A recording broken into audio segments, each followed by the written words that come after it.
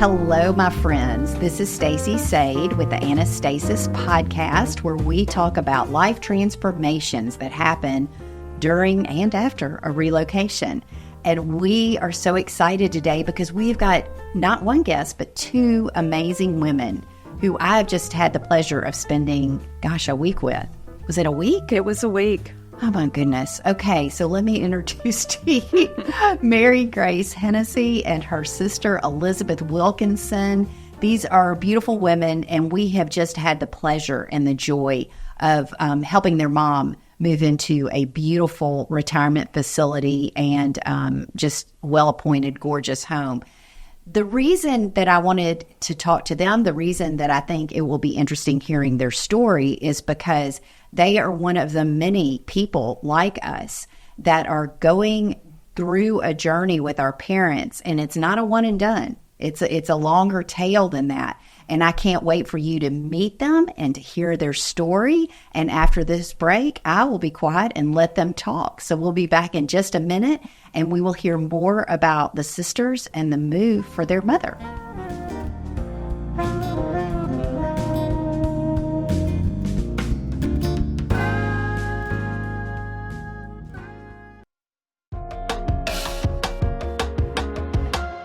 Are you tired of juggling Google Sheets, your documents, and communications with your team and customers all in different systems? Introducing Grace Blocks. With Grace Blocks, creating powerful systems is as easy as a few clicks. You can sign up for free, no credit card required. Say goodbye to chaos and hello to streamlined operations. Focus on growing your business, not managing it. Ready to experience the future of business management. Try Grace Blocks today, risk-free by visiting us at graceblocks.com. That's GRACEBLOCKS.com.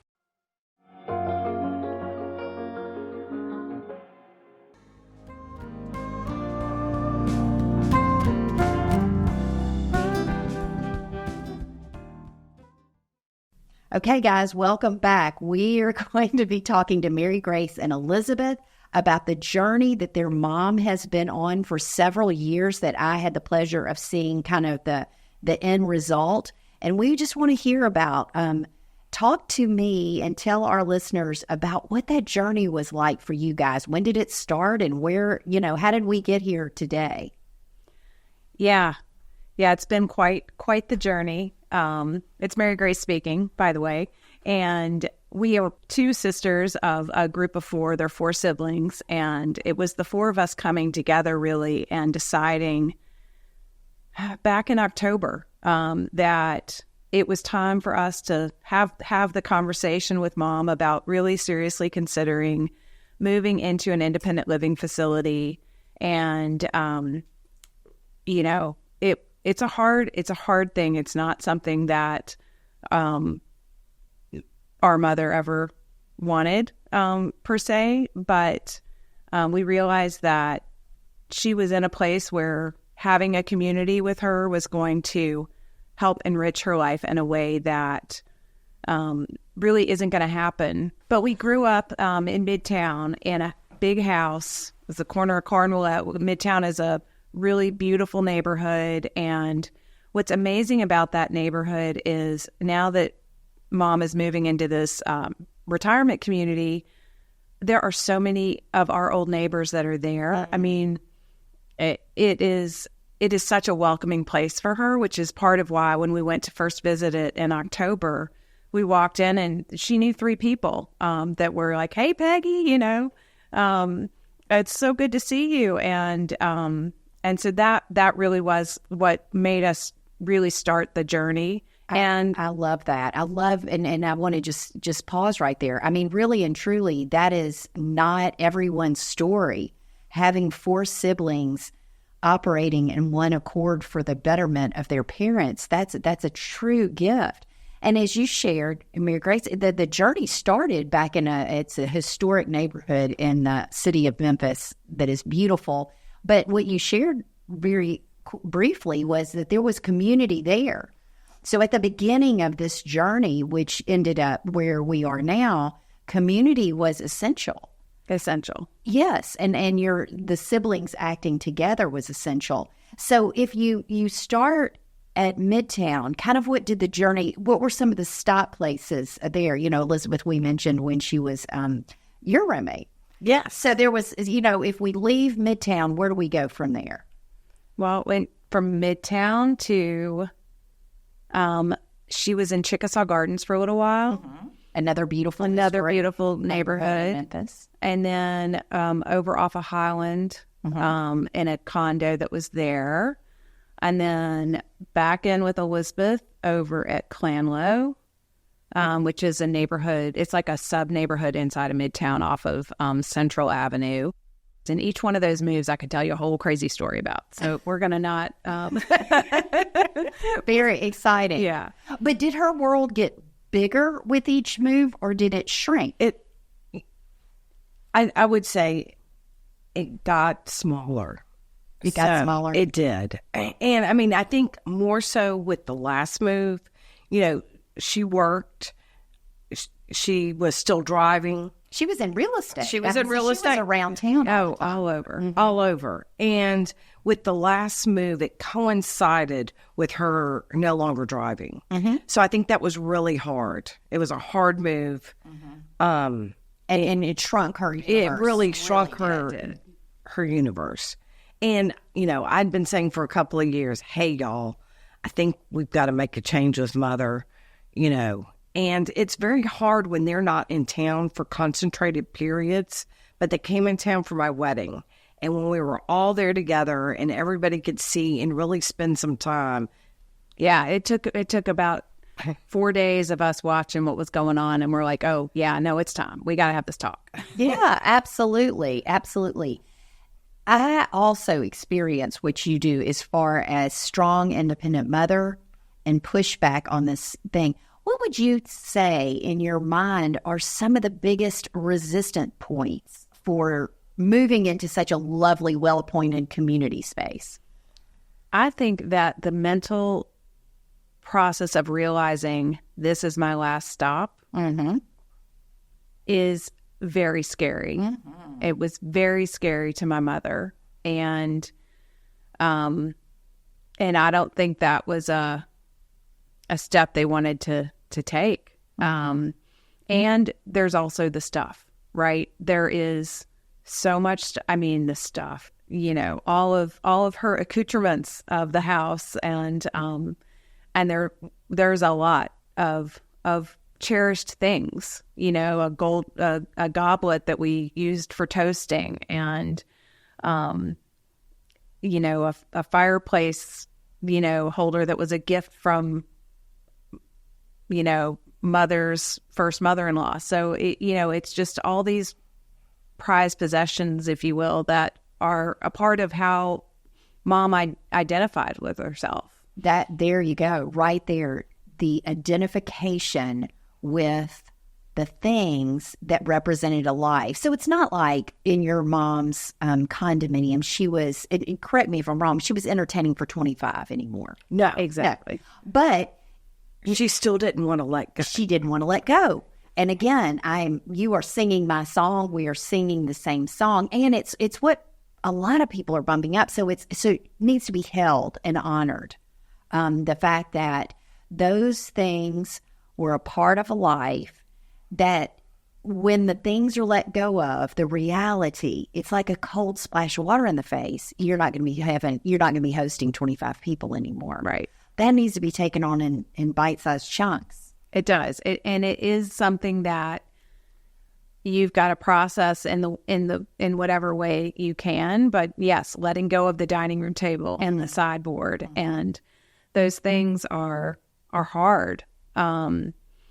And for us, we realized doing that process of what stays, what goes, what's going to make it to the next location was something that we knew would be a lot harder if Mother had to sit with us and process every item and what's going to stay and what's going to go. So, and both, we went through 2 cycles to get to the point where we were able to move. One was a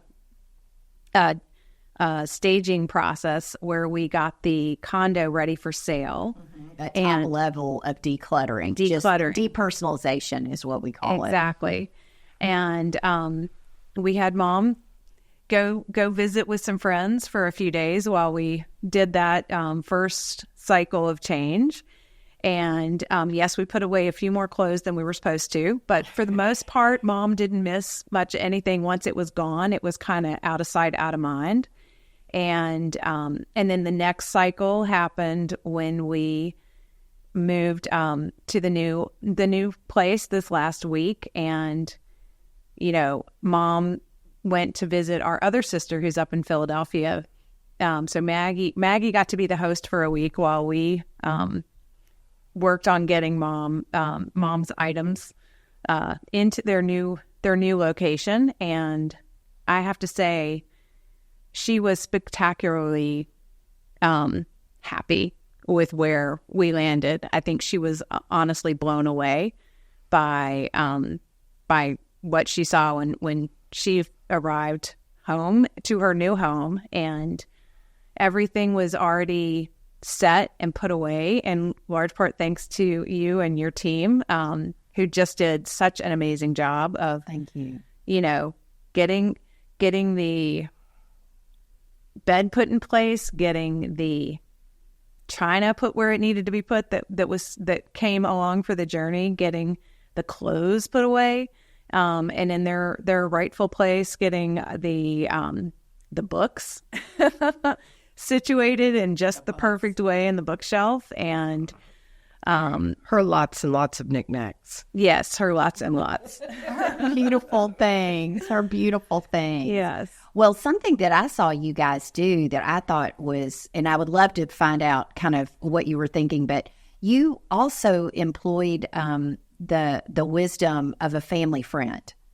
And I love that because sometimes parents can hear things a little bit better from someone that is not one of their offspring. And I loved the wisdom that her realtor / friend / contractor / designer, Mark Duke, with Ware Jones Realty, what he offered the situation. It seemed like he was able to say things maybe that I couldn't say, you couldn't say, but he was able to say, nope, we're not doing that.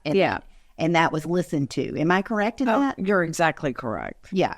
I mean, he could be the heavy. You know, she really wanted some chairs, extra chairs, the dining room chairs. Yes. And he was like, Peggy, they're just not going to fit. And even though we'd said it, she, you know, when Mark said it, she really heard it. Yes, and that is lovely. How did you guys decide, or was there a thought process behind it about who was going to do what? There's a brother involved here, poor Alan. So Alan's lifting heavy things. Poor Alan, and anything that involved a screwdriver. But did you guys have a conversation about who was doing what? Or did it just naturally happen because you guys just have a great relationship? We've worked together at 5 different companies. Oh, I did not know this. Yes. And all 4 of us, so at Paulette's go back to the 1980s, and you would see all 4 of us working together on the same day there on a few occasions. Say no more. That in and of itself creates a team building situation that you cannot replicate. A beautiful French restaurant that was, it's legendary in Memphis. It's a true icon. So if all 4 siblings are doing something there, well. And we all attribute our wonderful work ethic to George Falls and Don Eshelwick. Yes, that's wonderful. That's perfect. Well, yes, I just vote yes to that. Well, that's wonderful. And it really speaks to the fact that you guys you were able to toss things back and forth to each other and knew that the other person had it.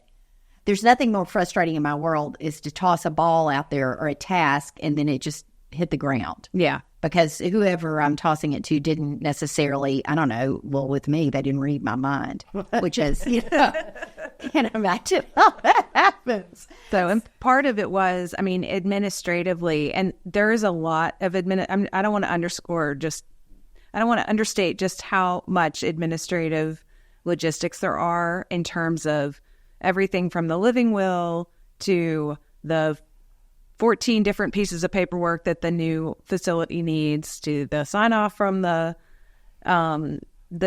doctor, and there's a lot of paperwork and logistics that go into getting your parent ready to go into a facility like this, and then it's also just all the administration of Comcast and the mail and all of the different credit cards and everything else that's going on logistically that mom needs just a little bit more help with now. And which reminds me, I don't think we've turned off the utilities. Well, after we get off this show, we'll, one more thing is going to pop into the mind. Well, I tell you what, it is a testament to your mom and a testament to the example and the person that she is, that she has 4 advocates in her corner. In the world in which I live, that is very rare and very beautiful. And I loved being a part of her journey. What we witnessed is that we were given an opportunity to create home where somebody didn't necessarily have home. And one of the things that you did that I beg people to do, and not only did you do it, you did it beautifully, which is remove the person from the situation. It is and will always look like, moving looks like a train wreck. At some point, everyone, including myself, is going to look at this and go, well, we're never going to get this done. I mean, there's just that moment that you think, well, we gave it our best shot. It's just not going to work out. And not having that level of stress on the person actually making the boot. You gave her a beautiful gift. My gosh, she had a reveal. I hope as a mother that I am given that opportunity one day, just to be able to walk into something and have it totally set up. And Me too. I mean, champagne chilled in the refrigerator, good to go. Gorgeous. Well, I love that. Is there anything that I've missed in the journey of your mom's that you would like to share about this story before we kind of switch gears? Oh, I want to talk about now that she's there. I mean, she's been there now for a couple of days. She got there on Tuesday. It's Thursday, so it's only been 2 days. But literally, at 2 p.m, we're working with the retirement facility where she is, and they asked, "Oh, do you want help arranging dinner?" Before an hour had passed, I ended up with my mother at a table for 6, 3 of whom were people that she has known, and, didn't even realize, they were there. And, every time I spent the first night with her there, I haven't gone down in the elevator without us running into 3 or 4 people and arranging, oh, you can ride with me to church on Sunday, and you can, the amount of, it's just such the right place for her to be. It's just not even funny. The community is so important at this age. And I think mom could live another 15 years, and you want it to be rich. You really want her to have things to look forward to. So having something to look forward to is so key. And the list of activities, and they're interesting things. I'm looking at saying, I wish I had time to come do some of this stuff. Yes. Interesting speakers, movies, Yeah, there's a session on the Korean War this afternoon that she's going to. That there's a lecture series that they're doing, and it's a gift. It is hard to communicate to anyone who has got it firmly established in my mind that my last move is going to be a step up from a hospital room. I know that that's what's in the mind because that was all that was available to them when they're parents. Yes. But the game has changed. It has. It really has. Truly a community space that is more life-giving. And one of the folks that was at dinner with us that first night said to me, she leaned over and she says, it really is a community where we all are here together for each other through the hard times that are going to, we're all going to have deaths of friends that are going to happen, and we're all going to die together. But we're here together as a beautiful community. It was just very powerful the way she said all of that to me. It means the world.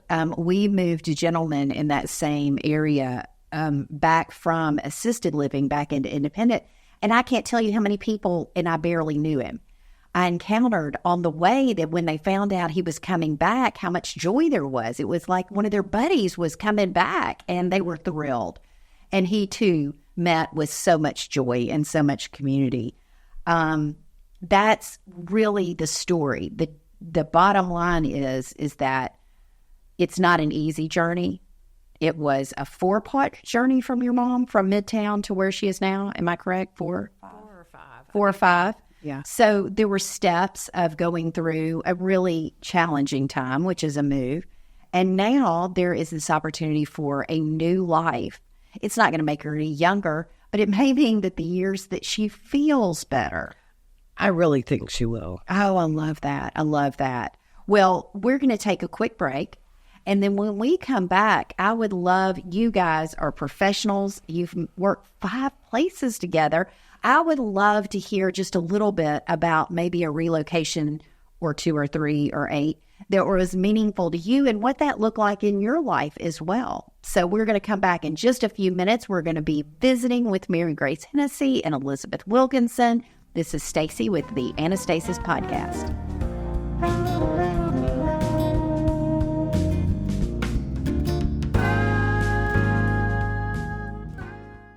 This is a journey. Let me take you on a journey. There will still be the journey. The journey. New sheriff. When you leave this planet, leave it in a better shape than you found it. Right. And that's kind of how we live. Watch The Journey on the Kazukian Network.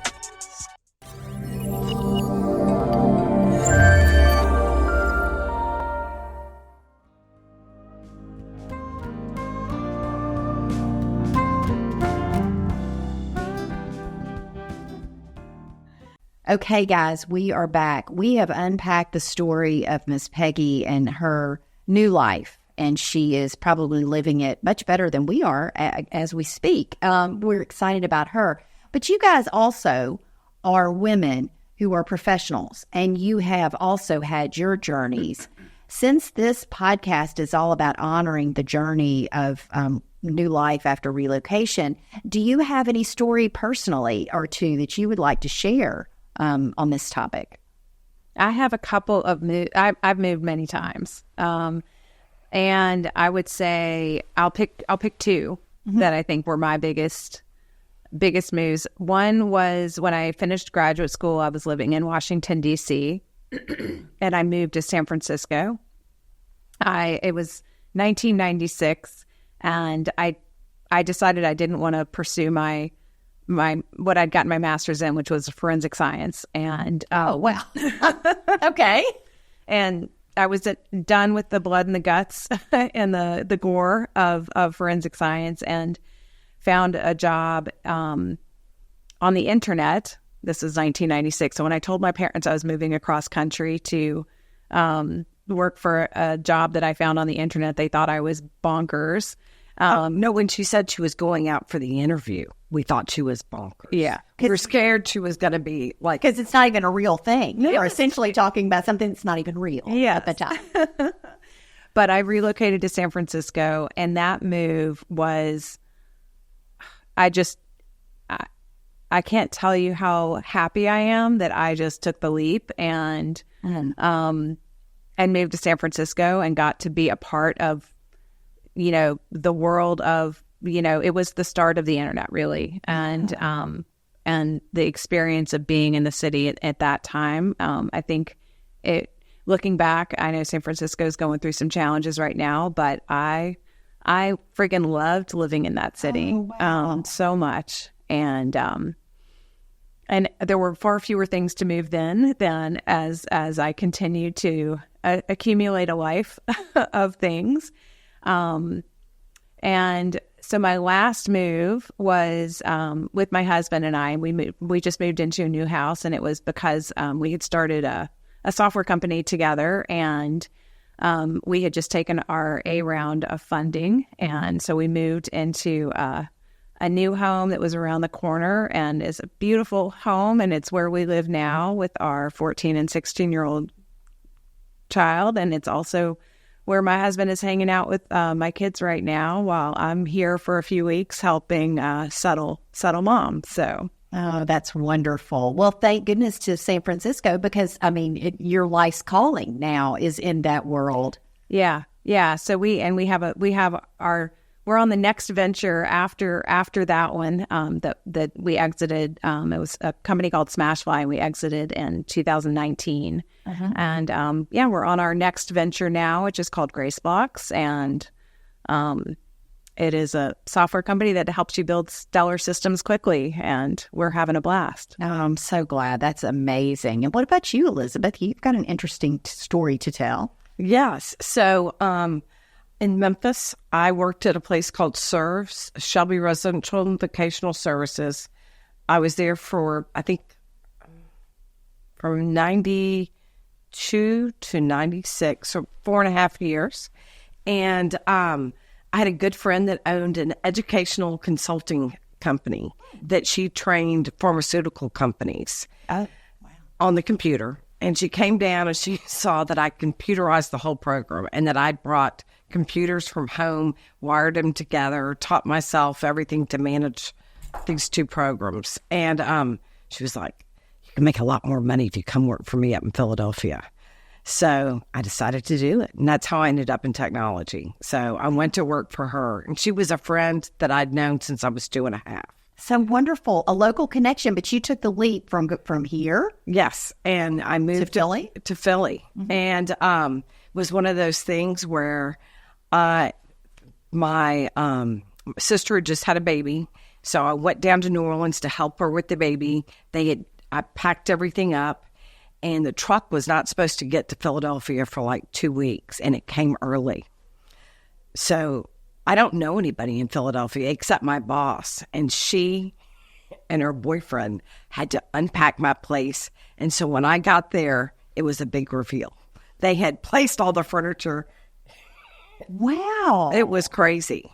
But I mean, she called me up saying, the truck has just arrived. And I'm like, I'm so sorry. That is incredible. But I'm in New Orleans.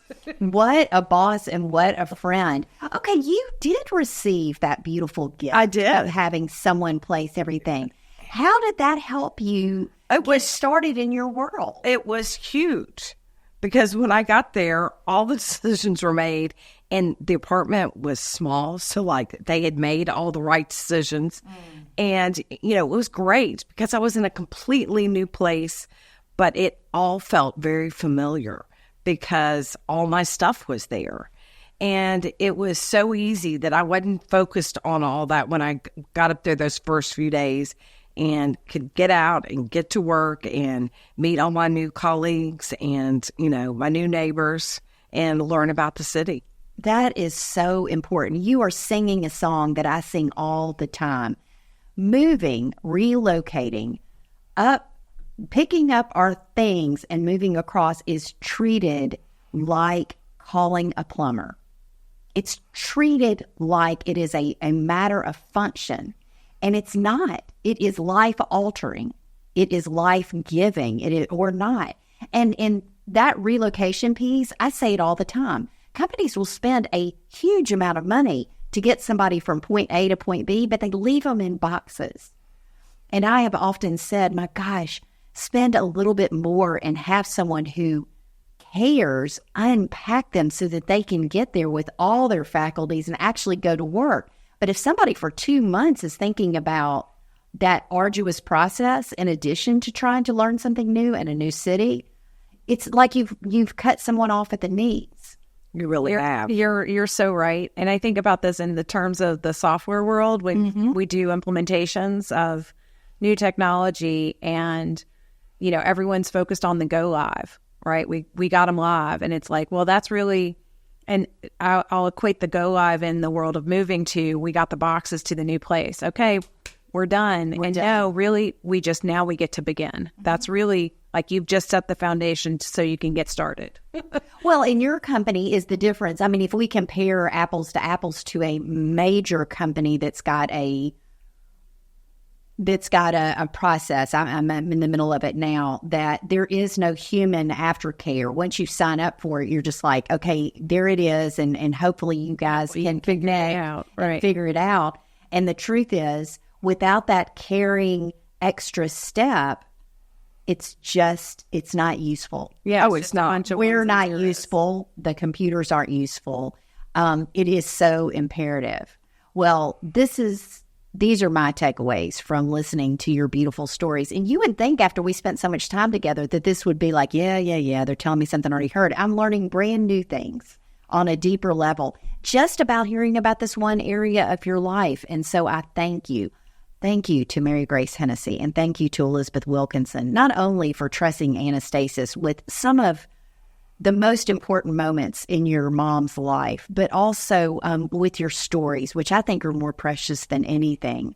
You will inspire others as you share, your vulnerability around this subject. And I'm so grateful for your time. I'm so grateful for your new friendship. And I must tell you that in the world that I live and the work that Annestasis does, I know we've done it right, that when the project is over, it's almost a tearful experience. It's almost tearful because you think, is this it? Because it's just, we've built a bond. And so I'm grateful for it. Thank you for listening to the Annestasis podcast, where we honor and listen to stories of life transformations through relocations. We'll be back soon with more episodes. So you guys tune in, subscribe. We're on LinkedIn. I don't know. We've got a website. These things are on YouTube. It's magical. So please follow us, ANNESTASIS.com. And this is Stacy signing out. Bye-bye.